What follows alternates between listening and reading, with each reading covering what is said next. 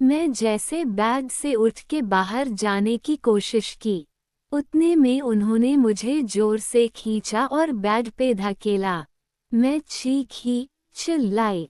फिर ये ट्रेड में 1 साल तक मैं यूज होते गई। धीरे धीरे इतना मुझे ट्रॉमा हो गया। मैं धीरे धीरे अल्कोहल पीना शुरू कर दी। खुद पे ही घिन आ रहा था। किसी और को समाज में देखती थी तभी भी घिन आता था मुझे। बहुत डरावनी चीज है वो। एक छोटी सी होप है कि तू ये दलदल से, ये अंधेरे से बाहर निकलेगी।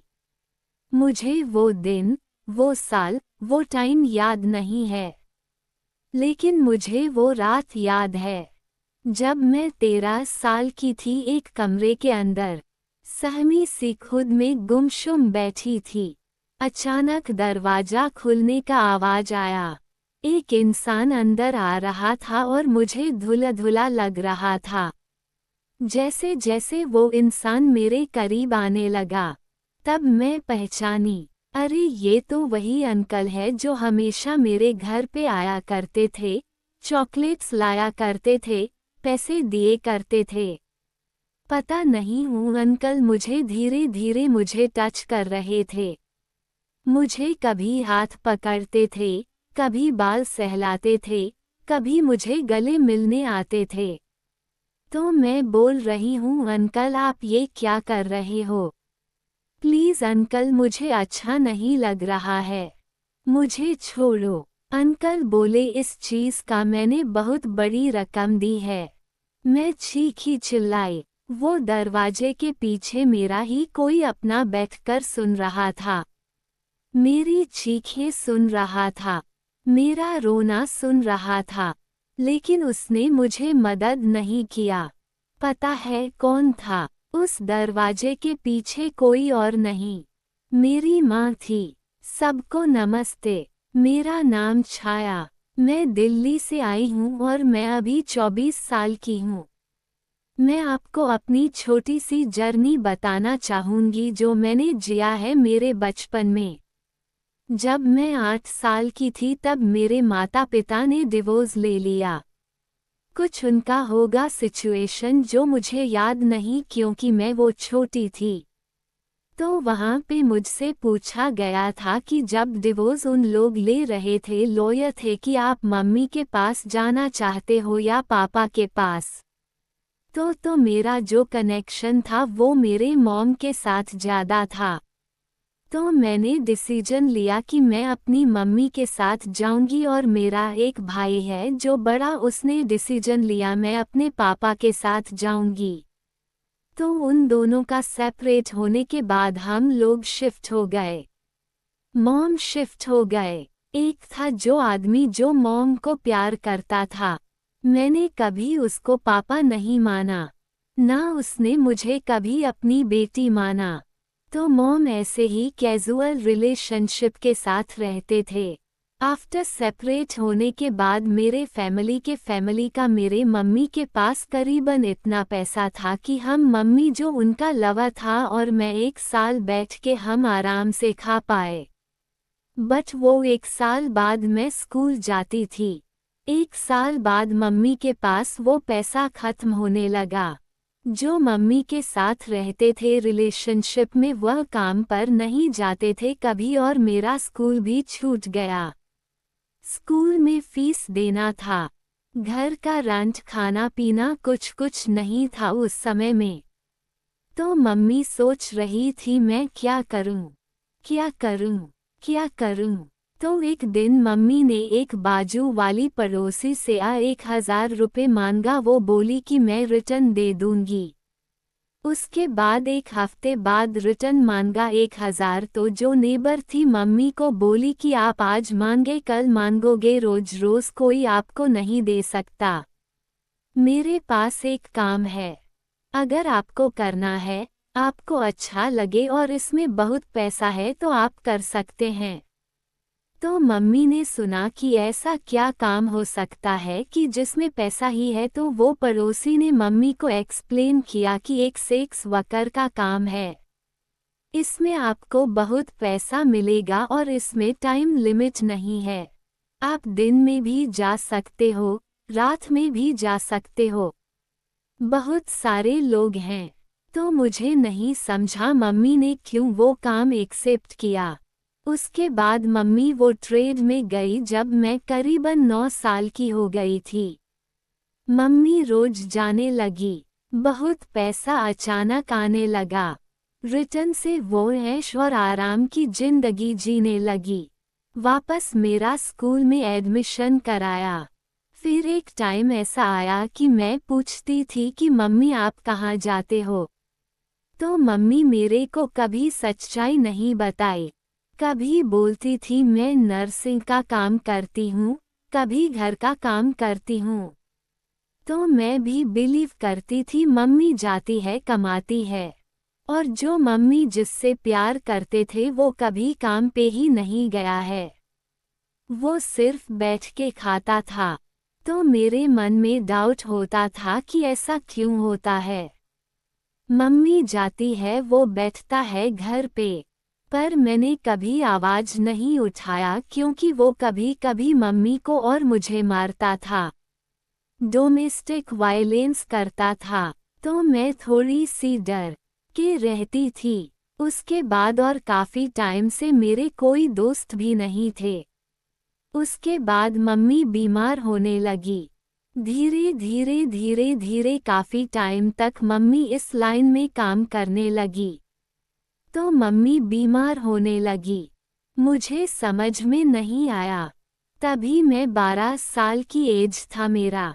फिर एक दिन एडमिट होने का समय आया। मम्मी को तो हॉस्पिटल लेके गए। तब पता चला कि मम्मी को HIV हो गया है। फिर धीरे धीरे मम्मी घर पे बैठ गई। बहुत सारी लड़कियां आने लगी घर पर। मुझे नहीं समझता था ये लड़कियां क्यों आ रही है घर पर, और बहुत सारे आदमी अनजान आदमी आने लगे। उन्हें देख के मुझे घबराहट होती थी कि कौन है। वो मुझे गंदी गंदी नजरों से देखते थे। कभी स्माइल करते थे, कभी कभी इधर बुलाते थे, आओ बाजू में बैठो। कभी कभी थोड़ा अजीब सा टच करते थे। मुझे डर लगता था, बट मैं कभी मम्मी को बोल नहीं पाई। जब फिर एक रात आई कि मैं मम्मी को पूछी कि मम्मी ये लोग आने क्यों लगे, ये आंटियां कौन है, ये अंकल क्यों आते हैं तो अंदर क्यों जाते हैं, वो लोग कुछ बात करते हैं क्या। तब मुझे मम्मी ने एक्सप्लेन किया कि बेटा मैंने जब से पापा से सेपरेट हो गई उसके बाद मैंने ये सेक्स वर्कर का काम स्टार्ट किया। अभी मैं पिंपू, मेरे पास ये जो आंटियां हैं वो सारी लड़कियां मैं चलाती हूँ। और यह जो अंकल आते हैं घर पे वो कस्टमर है। तब मुझे उतना ट्यूबलाइट नहीं हुआ, उतना नहीं समझा। अभी 12 साल की एज में कौन क्या ही समझ पाएगा क्योंकि छोटे होते हैं। फिर मम्मी के पास पैसा कम होने लगा। धीरे धीरे धीरे धीरे एक आंटी थी जो हमेशा मेरे पर नज़र रखती थी, कि बोलती थी कि तू बहुत अच्छी दिखती है, तू आगे बढ़ सकती है। मेरे को नहीं समझता था कि क्यों इतना मेरे को अटेंशन देती है। और एक कस्टमर था मम्मी का जो बहुत सालों से आता था। मैं बहुत सालों से जानती थी। वो भी मुझे कभी कभी प्यार से बात करता था। बेटा मेरे लिए चॉकलेट्स लाता था। कभी कभी मुझे पैसे देता था 500, तो मुझे अच्छे लगते थे अंकल कि अंकल कितने अच्छे हैं। मुझे हमेशा पूछते हैं, पैसा देते हैं, प्यार करते हैं। फिर उनके माइंड में क्या आया पता नहीं। वो अंकल ने मेरी मम्मी से बात किया मेरे सौदा का कि आपकी लड़की बड़ी हो रही है और मुझे अच्छी लगती है कि आप इसे भेज सकते हो क्या मेरे साथ एक रात के लिए। मम्मी को भी कुछ समझ नहीं आ रहा था। बस उनको वह समझ था, वो पैसा, वो अमाउंट उनको पता था जो मेरे लिए लगा था। बहुत डरावनी चीज है ये। फिर वो अंकल ने मम्मी को पैसा दिया। मम्मी आई मुझसे पूछी कि एक काम है बेटा, मेरी भी उम्र हो गई है, मैं बीमारियों से घिरी हुई हूँ, तुमको अच्छा लगे या नहीं लगे एक काम है आप करना, पैसा भी नहीं है, तुम्हारा स्कूल भी छूट गया है। मैंने बोला क्या काम है मम्मी? तो मम्मी बोले कि जो काम मैं अभी करती आई हूँ वह काम आपको करना होगा। मैंने बोला मम्मी यह सही रहेगा मेरे लिए? तो मम्मी ने बहुत सारी चीज़ बहुत करीबन आधा घंटा में मुझे माइंड डाइवर्ट किया, इमोशनल ब्लैकमेल कर दिया कि आपको करना पड़ेगा, एक टाइप फोर्स ही रहा तो मुझे कुछ नहीं समझा। खैर मैं 13 साल की थी तो मुझे वो काली रात में वो बंद दरवाजे में मुझे अंदर भेजा। फिर वो अंकल मुझे जैसे छूने आए, मुझे याद आया अरे ये तो वो अंकल है जो मुझे हमेशा हमेशा प्यार से बुलाते थे, हमेशा पैसा देते थे, प्यार करते थे। वो अंकल मेरे साथ वो रात में गलत किए। वो धीरे धीरे बाजू में बैठे मुझे टच करने लगे।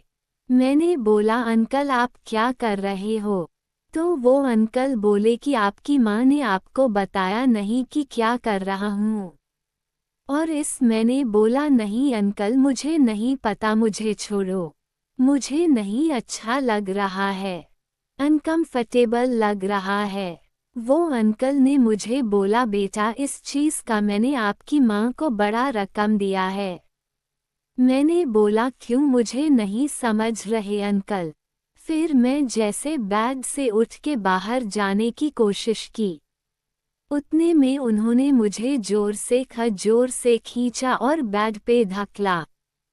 फिर वो मेरे साथ जबरदस्ती करने लगे, मेरे पूरे कपड़े उतारने लगे। मुझे बहुत डर लग रहा था, मैं बहुत चीखी चिल्लाई, अंकल छोड़ दो, मुझे नहीं करना, बहुत दर्द हो रहा है, मुझे जाना है मम्मी के पास। बहुत बहुत मैंने चीखा, बहुत कोशिश की, थोड़ा सा धक्का वक्का दे रही थी, फिर भी वो अंकल सुने नहीं और मेरे साथ गलत किए।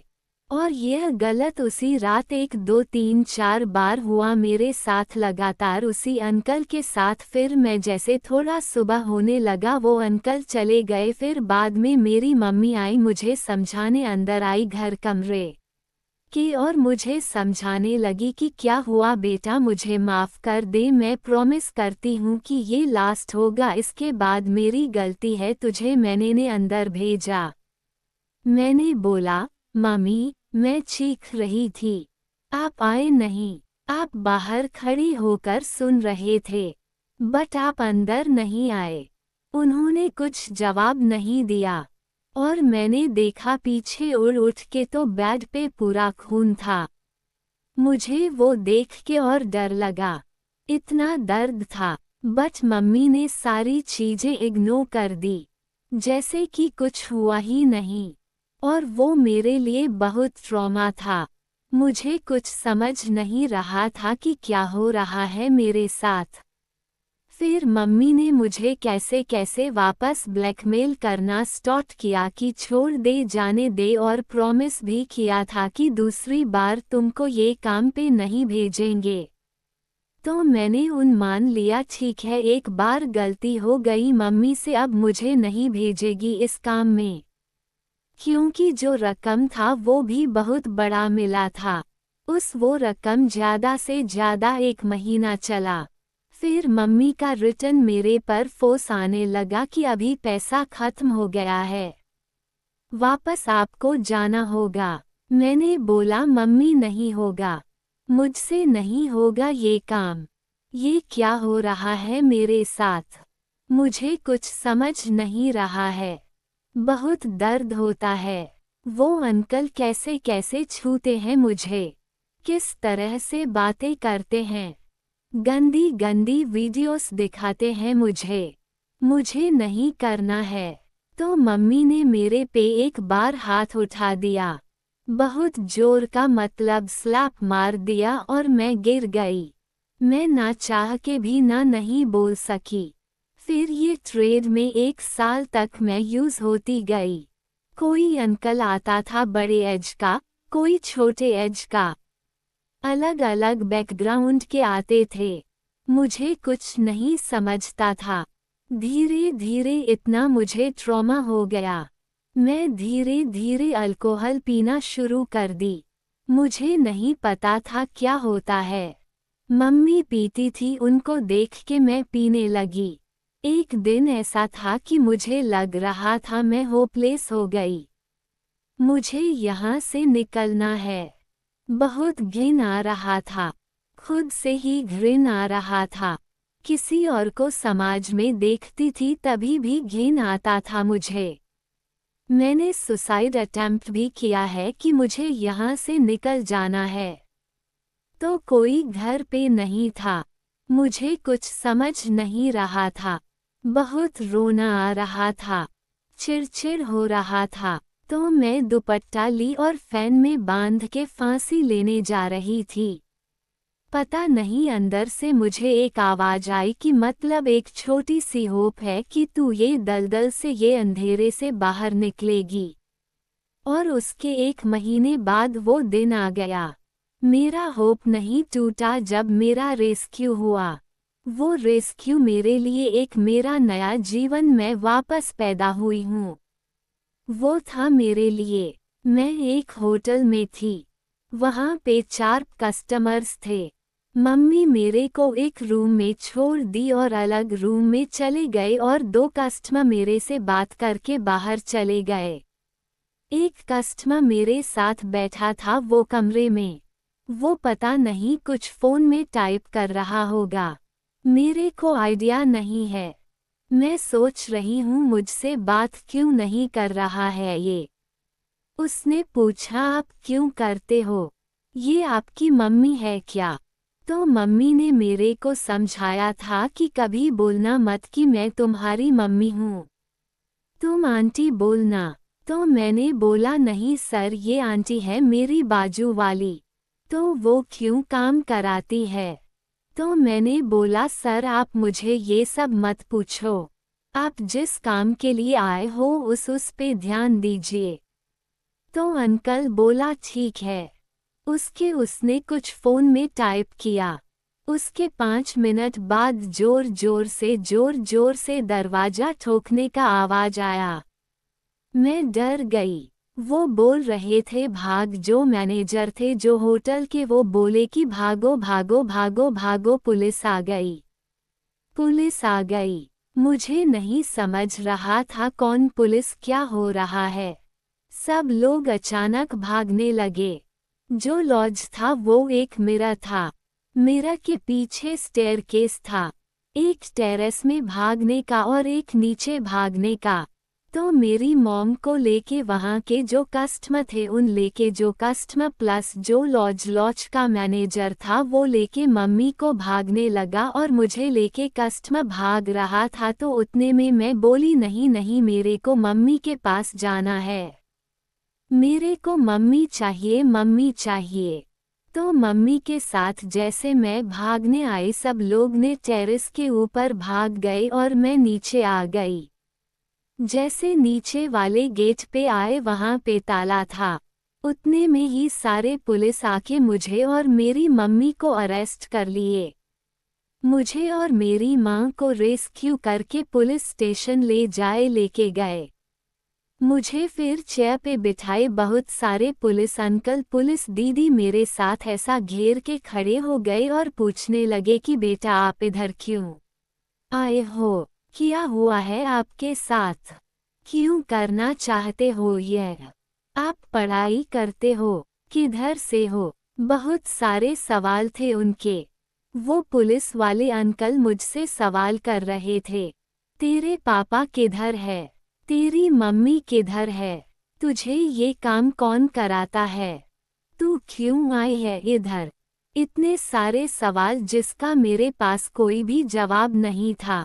मैं सिर्फ अपनी माँ को देख रही थी कि मम्मी यह सारे सवालों का मैं क्या जवाब दूँ, और इनके सामने मैं अपनी माँ को माँ भी नहीं बोल पा रही हूँ क्योंकि उन्होंने ही मुझे बताया कि तू मुझे आंटी बोलना, और मम्मी मुझसे नजरें छुपा रही थी।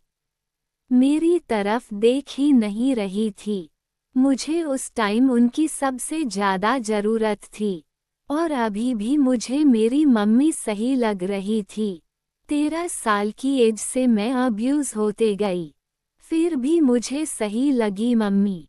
लेकिन मम्मी ने ना कोई जवाब दिया, ना मेरी तरफ देखी, ना कुछ बोली। मैं चाहती थी मम्मी मेरे सवालों का जवाब दे। मैं चाहती थी मम्मी मुझे देखे। मैं चाहती थी मैं जाकर उनके पास जोर से गले लगूं। मैं चाहती थी वो मुझे मेरे सर को सहलाए, मुझसे बात करें। बस मैं चाहती थी। लेकिन मेरी माँ नहीं चाहती थी, इसलिए वो मुझसे नज़रें छुपा रही थी। उसके बाद 2 पुलिस वाले अंकल आए और मुझे बोला गया चलो मेरे साथ। मैं अंकल से पूछ रही हूँ अंकल कहाँ ले जा रहे हो मुझे? तो अंकल ने बोला एक शेल्टर होम है, वहाँ पे आपके जैसी बहुत सारी लड़कियाँ रहती है। तो मैंने बोला अंकल मुझे नहीं जाना है, मुझे माँ के पास छोड़ दो प्लीज़। फिर उन सुने नहीं मुझे गाड़ी में बिठाए और गाड़ी स्टार्ट कर दी। जैसे मैं शेल्टर होम में पैर रखी वहाँ पर मैंने देखी मेरी ही तरह बहुत सारी लड़कियाँ हैं। कोई बड़ी कोई छोटी, कुछ ना कुछ काम कर रहे हैं। मुझे कुछ नहीं समझ रहा है कि ये क्या है, ये घर कैसा है, कौन है। मुझे ये भी नहीं पता था कि अगले कितने साल मुझे ये शेल्टर होम में गुजारने हैं। फिर दूसरी ही सुबह मुझे CWC लेके गए, बच्चों का कोड बोलते चाइल्ड वेलफेयर कमेटी, जहाँ पे महिला छोटे बच्चे और उनके राइट्स के लिए काम किया जाता है। वहाँ से मुझे ऑर्डर मिला कि कुछ साल तक ये लड़की रहेगी शेल्टर रूम में। फिर मैं शेल्टर रूम में आए, रिटर्न मुझे लेके आए। उसके दूसरे दिन मुझे मेडिकल टेस्ट के लिए भी ले गए और मेडिकल टेस्ट में पता चलता है कि लड़की कितनी बार अब्यूज़ हुई, उसके हेल्थ कैसे है, कोई बीमारी लगी है क्या नहीं। तो मेरा नसीब था कि मुझे अभी तक कोई भी बीमारी नहीं लगी। उसके बाद मेरा काउंसलिंग सेशन स्टार्ट हो गए। न्यू एक्टिविटी सीखने लगे। वहाँ पे टेलरिंग था, ब्यूटिशियन कोर्सेज थे, डांस क्लासेस थे। तो मुझे थोड़ा थोड़ा इंटरेस्ट आने लगा। मैं लड़कियों से धीरे धीरे खुलने लगी, बात करने लगी। फिर कोई एक दोस्त थी, एक दोस्त बनी। वो मुझसे बोली कि तुम पढ़ाई नहीं करते हो। तो मैंने बोला नहीं, मुझे मेरा जो पढ़ाई था वो बहुत बचपन में ही छूट गया, तो अभी मेरा इंटरेस्ट नहीं है। तो उसने मुझे मोटिवेट किया। वो सारी लड़कियों को देख के मैंने फिर से अपनी स्टडी स्टार्ट कर दी। मैंने 10th दिया, फिर धीरे धीरे 12th दिया। उसके बाद बहुत सारी स्किल्स है, वो मैंने सीखी। ये कैसे कैसे 6 साल गुजर गए, मुझे कुछ समझा नहीं। जैसे मेरा 19 कंप्लीट होने वाला था, वहाँ पे रूल था कि 19 कंप्लीट होने के बाद हम ग्रुप होम में जाते हैं या रिलीज़ हो सकते हैं। तो वो हमारे ऊपर डिपेंड करता है। तो मेरा 19 कंप्लीट होने वाला था। उसके एक दिन पहले फिर से एक बार मुझ में होप जपा जगा। मेरी मॉम मुझसे मिलने आई। वो 6 साल बाद उनके साथ कहाँ क्या हुआ कुछ नहीं पता। कहाँ थी अब तक मुझे कुछ पता नहीं था। बस उनके दिमाग में था कि जब लड़की 19 कंप्लीट हो जाती है तो शेल्टर होम से रिलीज होती है तो मैं उसको ले सकती हूँ। उनके माइंड में था कि अब लड़की जवान हो गई, अब इससे अच्छा कमा सकती है और मैं हमेशा बैठ के खा सकती हूँ। तो मम्मी आए, मुझसे पूछने लगी कि कैसी है, क्या चल रहा है। मैंने बोला मैं सब अच्छा चल रहा है, मैं इनफैक्ट पढ़ाई कर रही हूँ। मम्मी मैंने 12th किया है। कहीं ना कहीं उनको खुशी नहीं थी कि मैं पढ़ाई कर रही हूँ। 12th किया है। वो मुझे सोच रहे थे कि मैं बोलूं कि चलो मम्मी मुझे लेके चले।